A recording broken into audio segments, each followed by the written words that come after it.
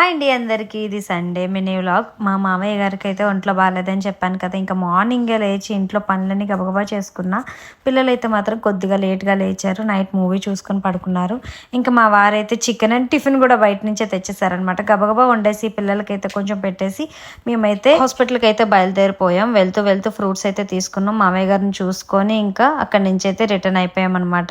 వస్తున్నప్పుడు చెరుకు రసం తాగాం. ఆదివారం అంటే బీచ్ రోడ్లు బిజీగా ఉంటే మెయిన్ రోడ్లు ఖాళీగా ఉంటాయి. ఇంకా అలా మాట్లాడుకొని ఇద్దరం అయితే ఇంటికైతే వచ్చేసాం అనమాట. ఎండ అయితే చాలా దారుణంగా ఉంది, కనిపించిన ఎండ. నాకు తెలిసి ఈ మధ్యన ఒక వారం రోజులు బట్టేమో సరిగ్గా టైంకి అయితే భోజనం అవ్వట్లేదు, ఏదో ఒక పనులు పడుతూనే ఉన్నాయి. ఈ రోజు కూడా 3:30 అయిపోయింది లంచ్ చేసేసరికి. ఇంకా బీచ్ అయితే మాత్రం చాలా ప్రశాంతంగా అనిపిస్తుంది. హెల్త్ ఎప్పుడు ఒకలా ఉండట్లేదు, బయట అయితే వైరల్స్ చాలా ఎక్కువ ఉన్నాయి. చాలా జాగ్రత్తగా ఉండండి పిల్లలతో ఉన్న వాళ్ళు అయితే మాత్రం. మామయ్య గారికి అయితే ఇంకా 2 days పడుతుందేమో. ఫీవర్ ఎందుకు వస్తుందో తెలీదు. షుగర్ అయితే సడన్ గా ఎఫెక్ట్ అవ్వడం వల్ల షుగర్ కంట్రోల్ అవ్వక పెయిన్స్ అయితే తగ్గట్లేదు అనమాట. అత్తయ్య గారు కూడా మామయ్య గారి దగ్గర ఉంటున్నారు. రోజులో ఏదో ఒక టైంలో వెళ్ళి చూసుకొని వస్తున్నాం. దగ్గర కాదు, గీతం హాస్పిటల్ చాలా లాంగ్. మాకు తొందరగా తగ్గిపోవాలని దేవుని మనస్ఫూర్తిగా కోరుకుంటున్నా. నేను మీ వైజాగ్ పిల్ల.